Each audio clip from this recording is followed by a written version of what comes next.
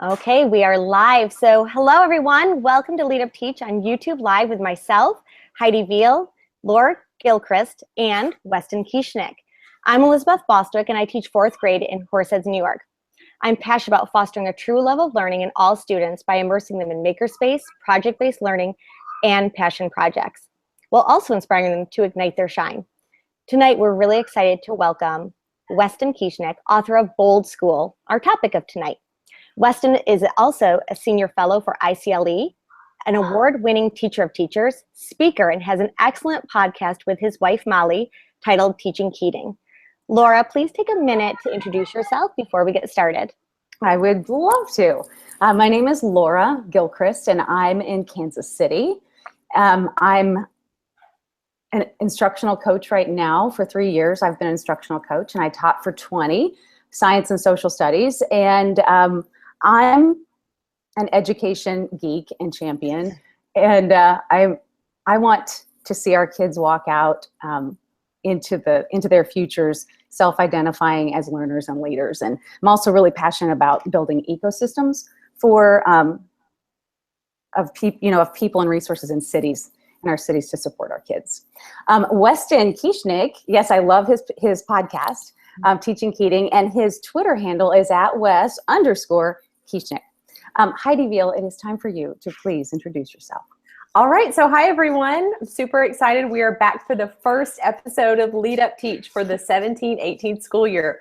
And my name is Heidi Veal. I'm the Early Childhood Literacy and Programs Administrator in Lewisville ISD, which is in North Texas. And I, along with Liz and Laura, co-founded LeadUpTeach, and I also co-founded and co-moderate ECE Chat, which will be on tonight at 8:30 on Twitter. So that'll be really fun. I've got a back-to-back tonight with my PLN. I am passionate about leadership, innovative learning, early childhood education. So when you mash all of that up together, you have an explosion of awesome. And so I feel honored, Weston, that you're here tonight, and I am the only one so far who has not had to say your last name yet. So how about you introduce yourself? Lucky you. Yeah, right. Ladies. I'll get my turn. Yeah, ladies, thanks so much for welcoming me to the show. As you said, my name is Weston Kieschnick. I am a senior fellow with the International Center for Leadership and Education, recent author of Bold School, and I play second fiddle to my wife on our podcast, Teaching Keating, as anyone who has listened to the show can attest to. Yes, Laura, I'm definitely the sidekick. I'm so thrilled to be here, ladies. Thank you guys so much for all that you do out there in the ed space. I am so grateful to be a part of your PLNs, and I'm stoked to be here tonight. Well, thank you, Weston. We also want to give a really special welcome to the LeadUpTeach audience who is watching here live on YouTube, and also invite everyone to use #LeadUpTeach to connect and participate with the chat and just with the PLN on Twitter now and all throughout the week. Absolutely. Thank you. So we're going to dive right in. We are really honored because this is Weston's second time being on LeadUpTeach. So this time we get to find out more about Bold School. So Weston, to kick off tonight's conversation, many people say that our education system is broken. How would you respond to that? So I talk about this often. That's a message that really permeates the educational landscape right now, this whole message that education is broken. And I personally don't buy that message, right? I think a couple of things when I hear people say that. And the first of which is that I think that message is a little bit insulting to those of us who are in the trenches, working with teachers, working with kids on a daily basis. I think it's insulting to the teachers who have come before us, who are responsible for all 4 of us and all of our listeners out there being in the place where we all are today. Not to mention, it just isn't true, right? If you were to go back and look at the graduation rate in 1910, the graduation rate in 1910 was just 8%, right? If you take a look at the graduation rate in 2015, the graduation rate was 83%, right? And guess what? 2015 set a record over the previous year of 2014, which set a record over the previous year in 2013. If you take a look at trends in writing and reading and math as a country, we are trending upward relative to our growth scores. So this whole notion that education is broken and we just need to scrap the whole thing and toss it is this fallacy that a lot of folks are buying into. And it's unfortunate they're buying into it because the people who get trampled on in that messaging are the teachers who are out there doing great work and really achieving miraculous things on behalf of kids. And I think that's such a profound response, because oftentimes in education, we hear just the opposite, whether it's in the news or whether it's, you hear it everywhere, even on social media, about the negatives about education.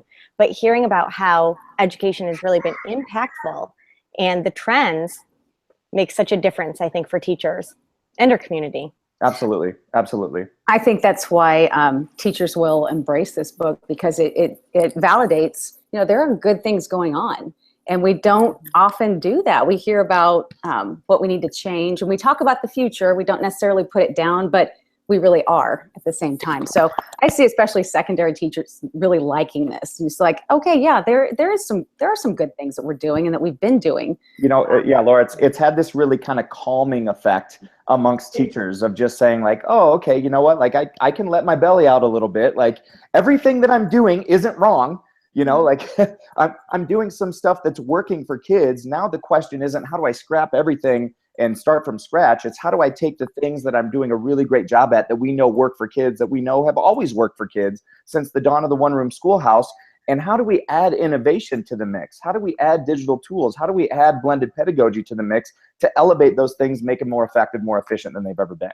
I keep finding that some of the things we come back to, like these new techniques or new pedagogies, they're nothing new. They're just repackaged. They're what we've always done. Yeah, I every time I'm in elementary school, I feel so much guilt talking about station rotation, right?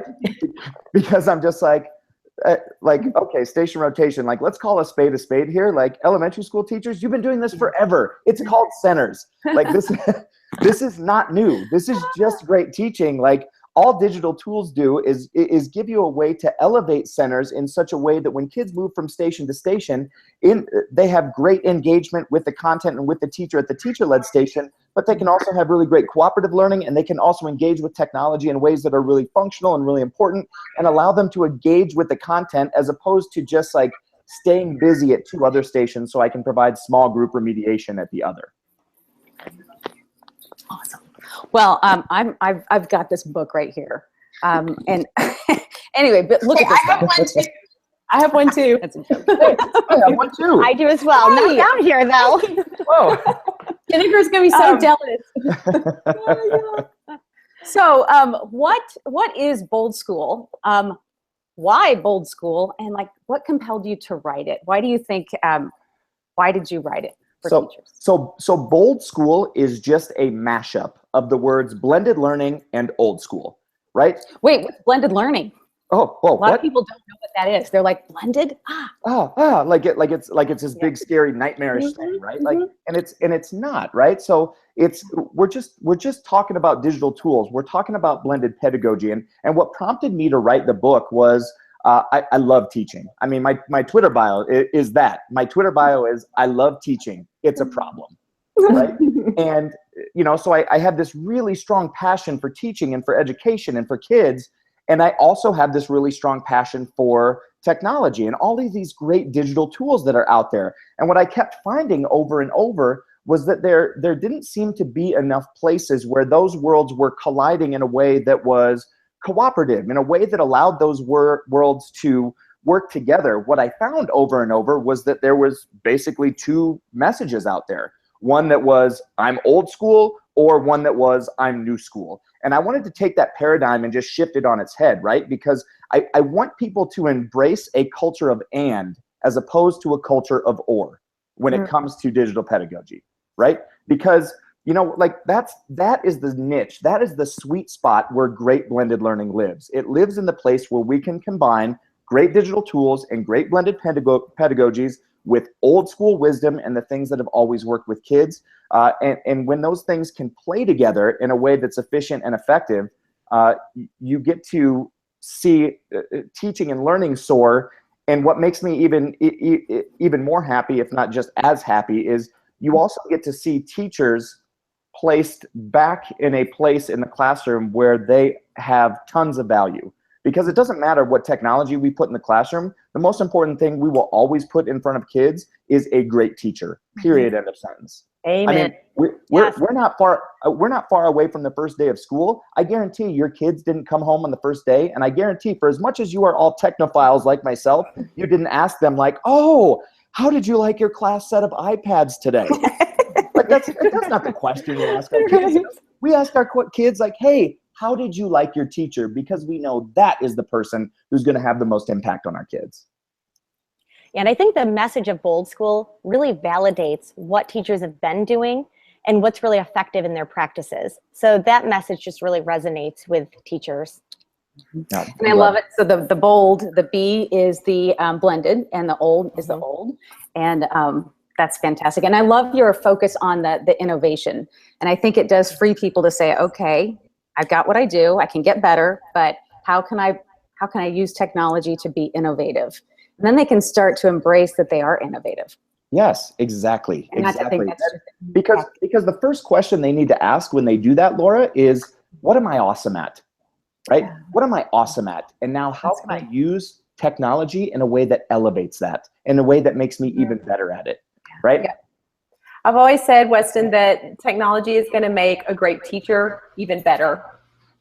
It's not going to make an average teacher a better teacher. No. It will magnify what is already there. Bingo. You're exactly right. Technology will magnify what exists. And so allow technology to magnify the greatness that lives inside you as a teacher, as opposed to, one of the things that really worried me was that, I was going around and all of these really great teachers, I mean, the Socrates and Aristotles of our time were being told like, hey, stop what you're doing. And now, like they were being turned into these like station rotation and flipped learning drones because that was the soup du jour of the day. And those are all great things. I love flipped learning. I love station rotation.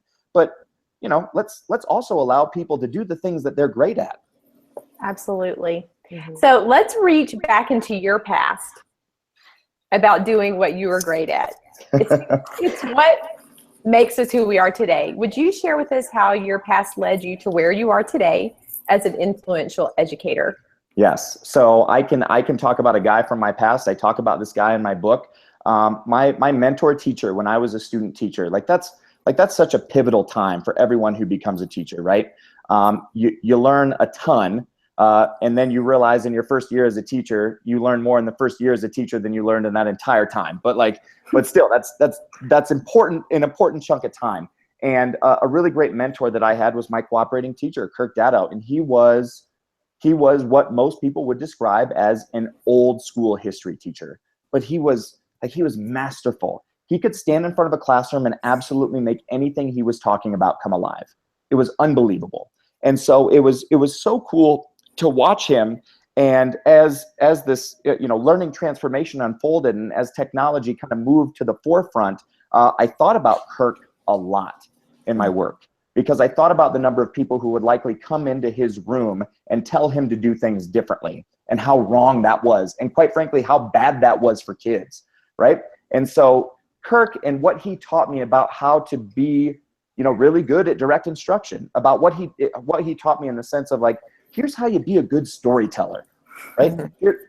I took all of those things, and at the same time, like that was really the genesis for me. And I always had him in the back of my mind thinking like, how do we take all of this new that's coming into the world of education always, like this isn't the last thing, there will be something else. Yes. Like, how do we take all of this new that constantly bombards us in education and make sure that it doesn't just trample down our great Kirk Daddow-like teachers, but instead, allows them to keep who they are at their core in their DNA while utilizing some of these things. Oh, those are the dogs. Your dog is excited. Your little chihuahuas. Yeah. They're just playing. Well, it sounds like Kurt had a tremendous impact on who you are today, and I hope that you've had the opportunity to tell him that.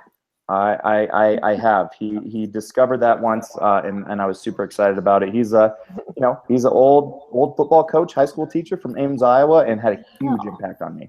Wow. Yeah, there's so much value in sharing our gratitude with those who have been influencers in our lives. So I think that's so great. Yeah, and he's one in a long list of people who, like all of us, have shaped who we are. Mm-hmm. So Weston, please share some of the unique tenets of Bold School and one of your favorite blended instructional strategies from the book. Sure. So at the core of Bold School is the design methodology, right? So the thing about Bold School and the Bold School message is so much around avoiding a question that is kind of killing us in the blended learning space, right? And that question, so there's all this cool stuff out there, right? So there's Poll Everywhere, and there's Edpuzzle, and there's all these amazing apps. I could sit here for the next hour and just name apps, right? There's all this cool stuff, and it's a really dangerous place for teachers right now, because they see all this stuff and then they ask themselves oh, great, what am I going to do with Google Classroom today? Or, oh, great, what am I going to do with Padlet today, right? And it's the wrong question, because it puts us in a place of being so tech-centric in our focus. Or they say oh, okay, how am I going to integrate station rotation today? Or how am I going to integrate flip learning? And what I encourage people to do, and what's at the core of Bold School, is to take a step back and remember a 5-step thinking, just metacognitive process, right? Step number one is always and has always been step number one, determine the learning outcome, right? What's the learning outcome we want to accomplish? What's the skill we want to cultivate in kids? Once we understand the learning outcome, then we select high effect size instructional strategies. I lean super heavily on John Hattie's work in this book, right? And if John Hattie is not a part of your listeners, if it's not on their pedagogical radar, it should be. I think his research is some of the most important research that's been published in education in the last 100 years. I think his book, Visible Learning and Visible Learning for Teachers, is one of the most important books that's been published in education. And I work with tons of authors who think their book is the most important thing that's been published in education. And I've been able to argue that successfully with every one of them. But we lean on high effect size instructional strategies. We ask ourselves, what's going to give us the most bang for our buck in the classroom? Those have to be the two guiding principles of our blended learning journey. And we haven't even started talking about technology yet. Step number one, determine the learning outcome. Step number two, select a high effect size instructional strategy that's going to allow us to meet that outcome. And then step number three is choose digital tools, right? We have to ask ourselves, what digital tool is going to support this high effect size instructional strategy so that we can meet this outcome for kids, right? And what's happening over and over is we're getting that so flipped. We're getting that flipped, pun intended, right? we're getting that so flipped because people are just asking how am I going to do flip learning today? Or man, how am I going to use, insert tech tool here today? And that really, that 3 steps, that has to be the guiding premise to our design process. What's our learning outcome? What's the high effect size instructional strategy? What digital tools will support that strategy? And we plan for success and use things like the rigor relevance framework or the SAMR model to assess, hey, is what I've designed even any good? I like in Bold School how you stress at the end of each lesson, you do a quick reflection on was I able to accomplish that? And I think that's something that we don't push enough in education, is that design methodology and then that reflection at the end. How busy it gets, but it's a quality practice, and it's something that will help us help kids. Yeah, Laura, and you're so right. And whatever that is that people choose to use, whether it's TPAC or SAMR or rigor relevance, there's got to be some metric. There's got to be something that you hold what you've created up against and say okay, how's this measure up? All right. So next question is 2 H's. What are the greatest highlights of your career, and what is your deepest hope regarding education? Oh, greatest highlights of my career. So I could recall some specific stuff. I'll give you a specific and a general, right? One of my specifics is this teacher that I worked with. Her name was Connie. She had been a veteran teacher of 30 years, and I walked in the first day to do some teacher training and coaching with her, and she was the one sitting in the back of the room like this. Every school has a Connie. Every school has a Connie. Sitting in the back of the room like this. And the first thing she says to me when I walk in the room, I hadn't even got a chance to introduce myself. First thing she says to me is, she's like, just so you know, I'm not really a tech person, so don't ask me any questions. I was like, well, and it is a pleasure to meet you as well. She planted the flag. Yeah, she We're just like 100%. Right, perfect analogy. She planted the flag like this was her space. Like I did not need to be in the business. Exactly. Hey, can I take my headphones out? Is that all right? Yeah, you're good. Sure. Yes, you're fine. All right. So she said that to me, and I was like, I love working with teachers like that. It's a great challenge for me. It's a great challenge for me. And over the course of the next year and a half, when we worked together, Connie became like the blended learning guru. We got to figure out, like, first things first, she began to understand about me that I was not there for evaluation. I was there for coaching, to support, to help her. And I did not want to. Teachers' biggest fear around blended learning is that the arrival of technology represents the departure of everything they love about teaching and learning, right? And once she understood that I wasn't there to take away those things that she was awesome at, that I wanted to lift them up, like we were on the same team. And it eventually got to the place where she discovered things like QR codes, right? And so she had a really high percentage of English language learners in her class. And so she would use QR codes. Kids would walk in, she would have 3 QR codes posted around her room. She would have an assignment for proficient readers, for kids who were approaching proficiency, and an assignment for kids who were English language learners that was written in Spanish and available for audio translation. Kids would come in, they would grab their device, boop, boop, boop, scan their assignment based on their level of proficiency or English language learning, and then she would provide small group remediation. And it was just like this magical thing to see her go from, hey dude, I'm gonna hate this and you're gonna hate this, to, oh, like this can help me. This can help me. And that's like, moments like that are really exciting, because then I get to pull back and I get to, like, this is the general thing I wanted to say. Like, the highlight of my career is when I get to pull back and I get to watch masterful teachers just do their thing. I'm in classes every single week in schools all across the country and around the world, and I am still mesmerized by the things that teachers are able to accomplish with kids. It will always be the biggest highlight of what I get to do. Beautiful.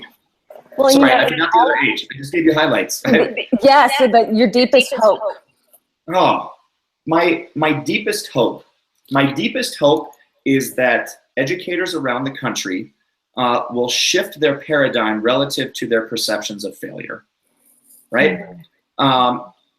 It's so bizarre in our profession that we encourage kids to fail, we encourage kids to try, we encourage perseverance, but at the same time, as teachers, we're really afraid to fail in front of our peers, fail in front of our kids. And I think oftentimes I think a lot of times the only thing keeping innovation out of a lot of our classrooms is that fear of failure, right? And so my biggest hope for education is that we cultivate a culture where failure is expected, it is appreciated, it is valued, and failure in failing forward is just an expectation of what happens in our schools, right? Not just for kids, but for teachers also. And my hope is that not only teachers can embrace that, but administrators can embrace that messaging on behalf of their teachers, so that when they go into a classroom, teachers feel that level of comfort. Because it's not lost on me that, yeah, some teachers would embrace that, but that feeling is not reciprocated by the folks who evaluate them.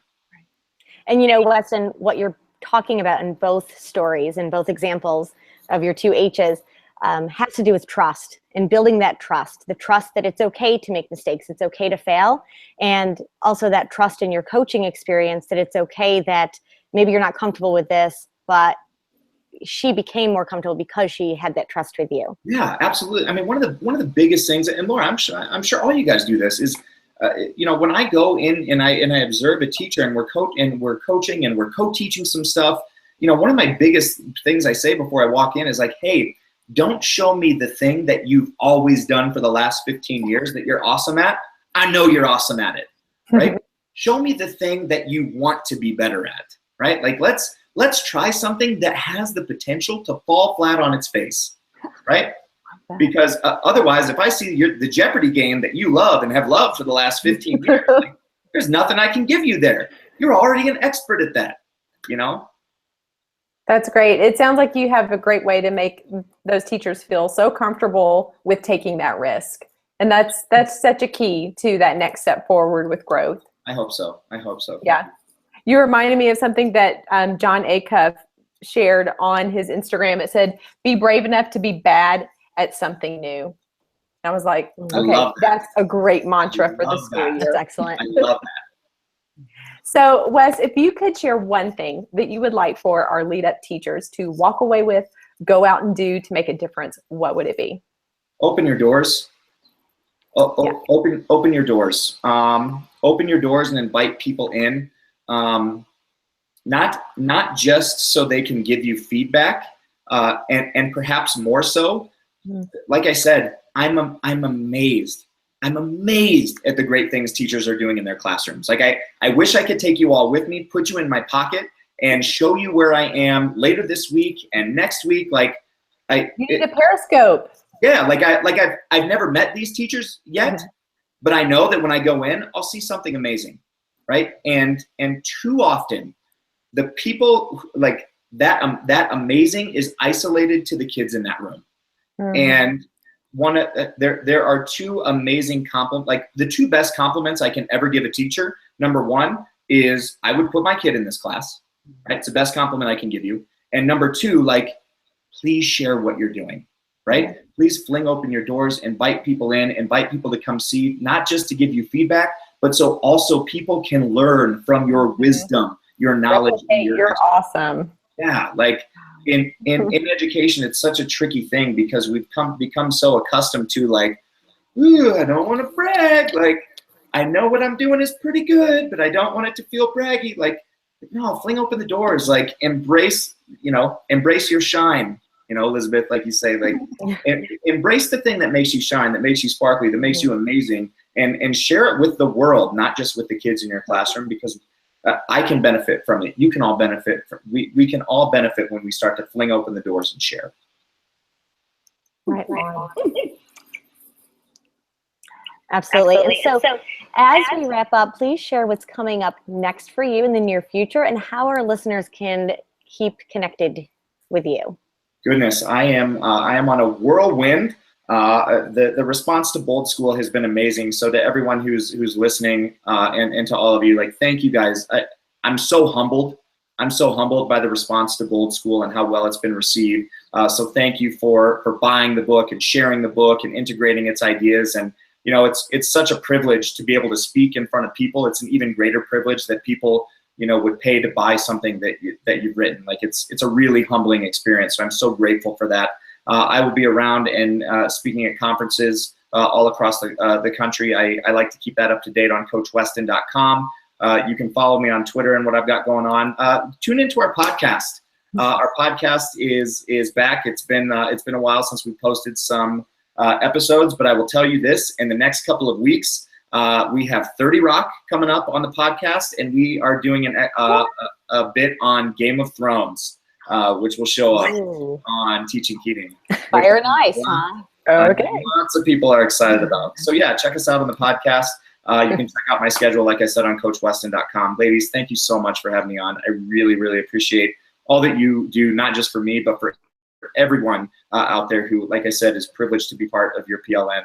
We're so grateful for you. Thank you. Well, thank you so much for being here, Weston Kieschnick, and this book, Bold School. I always call it schools. I know I enjoyed it, and I really feel like I connected with the just your message of we're not doing everything wrong, we're doing a lot of things right. That affirming part, and then hey, what else can we do? And then it's just very the way it's laid out. I love the little mini sketch notes that you have in there, like that encapsulate the main ideas. Yeah, and it's just incredible. Like, you can use this and actually go into your school and work with it, and teachers will go, okay, this makes sense. Good. That was my hope. I wanted to put something in people's hands that would be useful. Yeah, so thank you so much, and thank you to everybody in our audience, LeadUpTeach, that's joining us. Awesome. So we'll be sharing out the link to tonight's bio, and it will also be posted in a podcast, so you can access it there with the LeadUpTeach podcast on iTunes.